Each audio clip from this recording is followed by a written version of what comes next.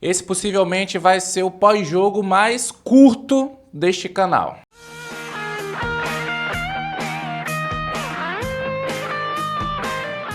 Saudações Red Devils, tudo bem com vocês? Eu sou Vitor Costa e vamos falar sobre essa derrota do Manchester United em Old Trafford, 3-1 para o Brighton.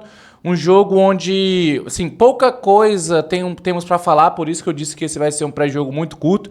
Porque, assim, praticamente tudo que aconteceu a gente já tá cansado de repetir. Então também não vou ficar chovendo no molhado, né? Vou pontuar algumas coisas aqui, mas o principal de toda a história vai ser coisas repetitivas, então eu vou dar uma diminuída até para não perder o tempo de vocês. Se já perderam o tempo assistindo esse jogo aqui, essa palhaçada que foi essa partida com o Brighton, também não vou perder o tempo de vocês agora, vocês vendo um pós-jogo de uma palhaçada. Antes de mais nada, deixa eu convidar vocês para participarem do grupo VIP Man United BR, é por lá onde a gente tá, toda a equipe Man United BR tá reunida lá, também que já temos vários torcedores, e por lá a gente conversa, debate, fala sobre os jogos, fala sobre contratações, enfim, tudo que tem a ver com o Manchester United a gente fala lá no nosso grupo VIP Man United BR. É só você ler o QR Code que está aqui na tela ou clicar na descrição desse vídeo aqui, vai ter lá o linkzinho para vocês participarem. É uma forma de vocês estarem mais antenados tanto com o Manchester United como com a Man United BR, e também uma forma de vocês apoiarem o nosso projeto, porque enfim, é um valor que acaba sendo revertido em melhorias para a Man United BR. Dito isso, vamos para o jogo. Vamos falar sobre essa partida. Manchester United 1, Brighton 3, jogo em Old Trafford, jogo que a gente vinha até com uma boa expectativa, porque nós viemos de 2 empates, né, contra o Liverpool, contra o Arsenal, depois uma vitória contra o Southampton, jogando muito pior, mas o final do jogo foi empolgante, porque o time conseguiu uma virada importante, e agora contra o Brighton, a gente sabia que seria um time mais fortalecido, né, o Brighton, apesar de ter tido uma fase bastante ruim aí, nesse meio tempo aí de Premier League, teve alguns momentos bem ruins, foi se recuperando aos poucos, depois teve uma queda de rendimento, estava com alguns jogos sem vencer, venceu na última rodada, voltou a vencer agora o Manchester United, né? É um adversário que é complicado do Manchester United ultimamente, mas que para essa partida de agora a gente vinha com a expectativa boa por conta dessa sequência, tanto do Manchester United boa, como do Brighton nem tão boa assim. Mas, claro, o Manchester United não pode nos dar alegrias consecutivas e vem aí com essa derrota contra o Brighton. Para essa partida, Rubem Amorim escalou o time no 3-4-3, que já está comum, né? Que a gente sabe que ele não vai abrir mão. Onaná era o goleiro, os 3 zagueiros eram De Ligt, jogando mais pela direita, Maguire centralizado e Iorro jogou pela esquerda hoje na vaga do Lisandro Martinez. Meio campo, com essas 4 peças do meio campo formados com o Mazraoui jogando na ala direita, os 2 volantes Maino e Ugarte, e na esquerda a gente tinha o Diogo Dalot.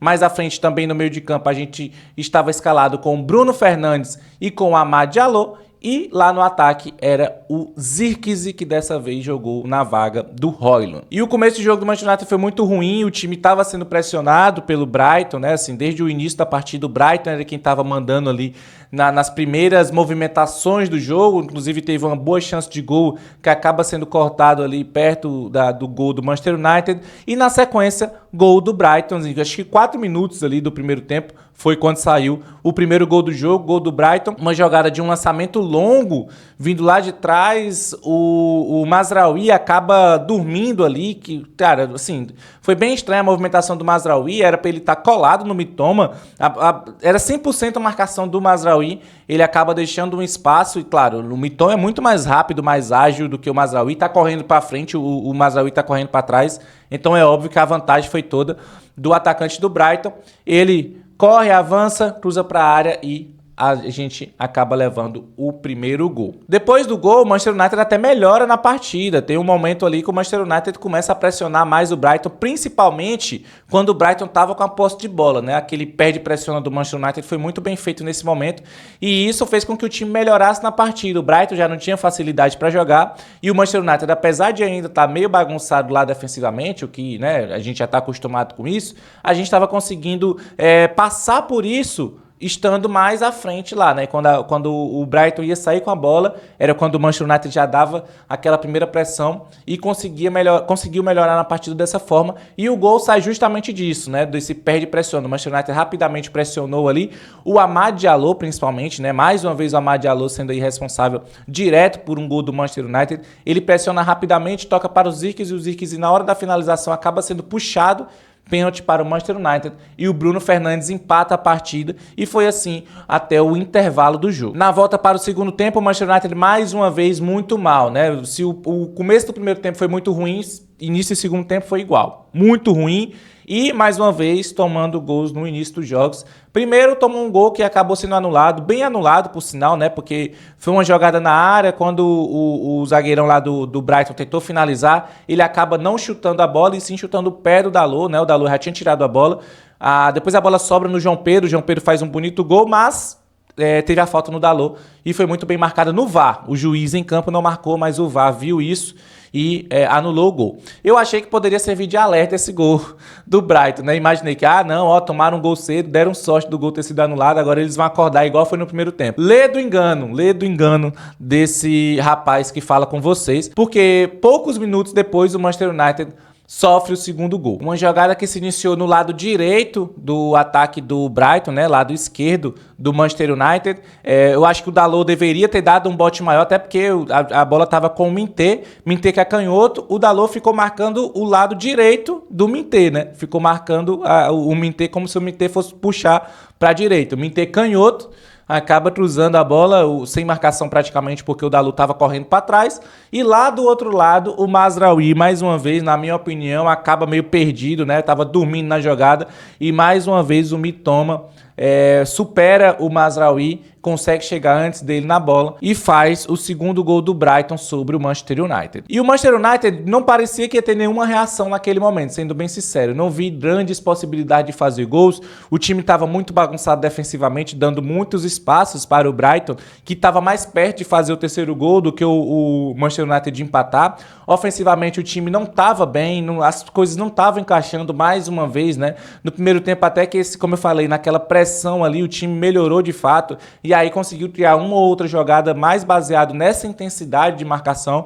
No segundo tempo foi muito diferente, a criatividade não existia, a intensidade caiu e o Brighton superou o Manchester United em tudo que poderia dentro desse jogo, né? Assim, no primeiro tempo, até com a intensidade e tudo mais, o Manchester United estava conseguindo ser melhor, mas no segundo tempo não foi isso, principalmente depois que tomou o segundo gol. O Manchester United, de fato, foi uma partida assim, muito abaixo da média. Como eu já disse aqui algumas vezes, a média do Manchester United já na temporada já é baixa. E aí, quando chega um jogo desse que é abaixo da média, vocês imaginam o quanto que foi ruim esse jogo. Mas como eu vinha dizendo, o Manchester United já não dava as caras assim de que ia conseguir uma boa reação na partida e conseguiu ainda uma pá de cal jogada pelo seu próprio goleiro, André Onana, que é o jogador mais regular do Manchester United na temporada. Ele sempre faz a mesma coisa, joga bem num jogo para entregar a paçoca no outro. Entrega a paçoca num jogo, joga bem no outro. E assim a gente vai um jogo após o outro na rodada. Mais uma vez, na última partida contra o Southampton, ele fez algumas sequências de defesas muito boas. Foi um jogador importante para o Manchester United naquela partida ali. Se não fosse o Onana, no primeiro tempo o Manchester United estava perdendo por 3, 4 gols tranquilamente. Então o Onana foi importante. Aí quando é na próxima partida, que é essa partida aqui contra o Brighton, o Onana dá uma entregada, assim, uma das piores dele até hoje. Ele tem uma sequência de entregadas, assim, muito feia, né? Desde quando ele chegou no Manchester United, ele tem alguns gols aí que são bizarros. Mas essa, pra mim, é uma das piores. Um cruzamento rasteiro, fraco, uma bola morta, uma jogada morta dentro da área. O Onana vai sair pra fazer uma defesa, assim, tranquila. Cara, eu não sei nem explicar pra vocês o quão tranquila que era essa defesa, porque era simplesmente ele deitar, segurar a bola, o Onana consegue rebater essa bola. Eu não sei como, sim.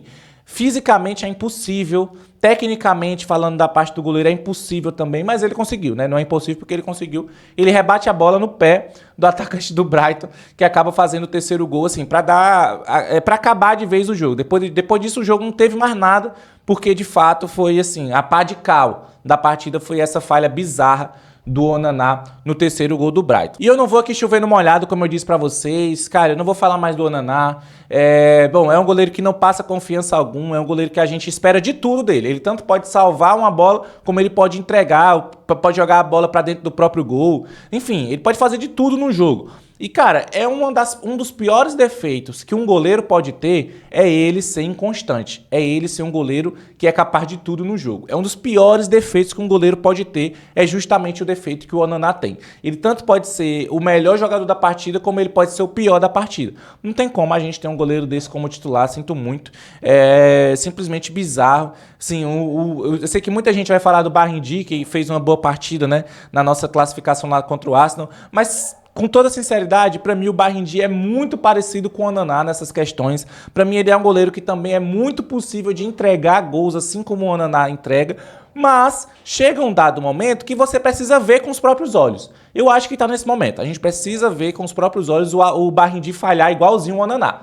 Pra gente poder dizer, não, apesar de tudo, deixa o Onaná aí mesmo, entendeu? A gente tem que começar a ver isso. Próximo jogo é um jogo de Liga Europa, a gente joga contra o Rangers em Old Trafford, e pra mim é mais uma ótima oportunidade pra gente colocar o Barrindi pra jogar, né? O Rubem Amorim poderia fazer isso, porque assim, foi bizarra a falha do Onaná, O Barrindi precisa ter chances, porque a gente precisa ver o que ele tá fazendo, e a gente tem um jogo aí de Liga Europa, né? Então, pra mim é um momento aí que poderia ser do Barrindi jogar mais uma, tá com a moral lá, porque fez uma boa partida contra o Arsenal, né? Foi o herói daquela partida contra o Arsenal, então, pra mim, deveria jogar o Barrindi aí pra gente ver. Na minha opinião, repito pra vocês, o Barrindi é do mesmo nível do Onaná. Ele pode ser tanto o goleiro que vai salvar um jogo, como um goleiro que vai entregar a paçoca. Pra mim, na minha opinião. Mas eu acho que a gente tem que ver isso. A gente tem que ver ele fazer isso em campo pra gente ter a comprovação ou não. Porque eu espero até que eu esteja errado. Porque a gente precisa de um goleiro confiável, gente. Assim, o Manchester United já é um time que tem uma defesa muito complicada, gente. Muito complicada. Assim, se todos os recordes possíveis o Manchester United tem negativos em questão de defesas, como por exemplo o fato de só em um jogo do Rubem Amorim como treinador, o Manchester United não sofreu gols, que foi contra o Everton. Em todos os outros jogos, seja vitória, seja empate, seja derrota, o Manchester United sofreu gols. Não tem condição de um time jogar uma Premier League com essa estatística. Acho que assim, é uma coisa assim, que até se repete bastante.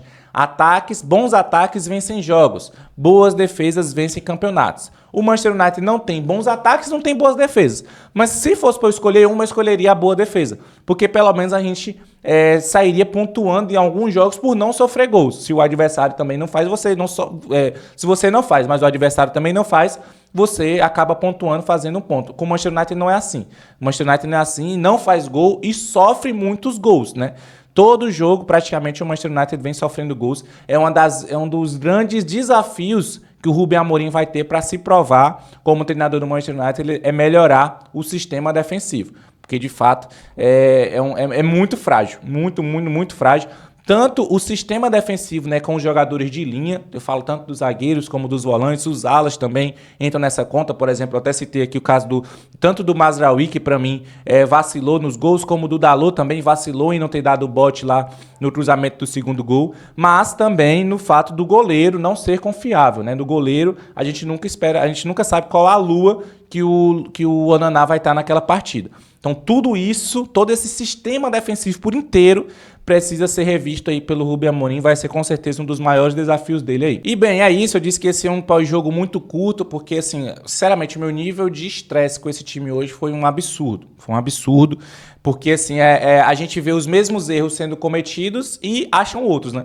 Você vai vendo aquilo ali, não, aquilo que aconteceu naquele jogo tá acontecendo de novo hoje. Aquilo que aconteceu naquele outro jogo tá acontecendo de novo hoje. Não, isso aqui é falha nova, isso aqui é novidade. O Manchester United aí tá sempre, né, um passo à frente. Quando a gente pensa que ele tá mal, ele vem um passo à frente, né? Tá mais mal ainda. É o que vem acontecendo. Já falei, próximo jogo, quinta-feira, jogo pela Liga Europa contra o Rangers. Manchester United que na Liga Europa deu uma melhorada, né? Assim, começou mal, melhorou depois, né? Tem uma sequência de vitórias aí, mas essa partida contra o Rangers aí é importante porque o time precisa se classificar logo, né? Para ver se dá uma acalmada e também para diminuir o calendário. Porque se não se classificar logo, se ficar para jogar playoffs, tem mais jogo aí nesse calendário aí, menos tempo para o Rubem Amorim treinar, enfim.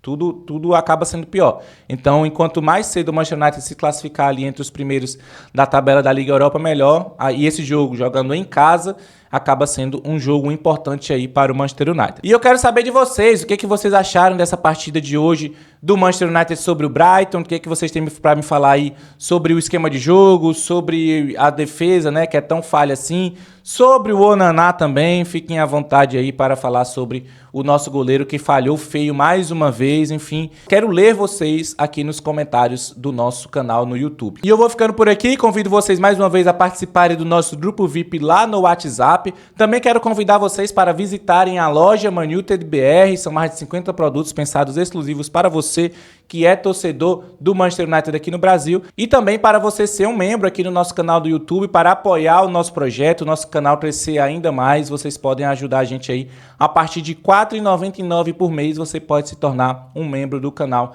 Man United BR. Muito obrigado pela companhia de todos vocês nesse vídeo de hoje e até a próxima raiva.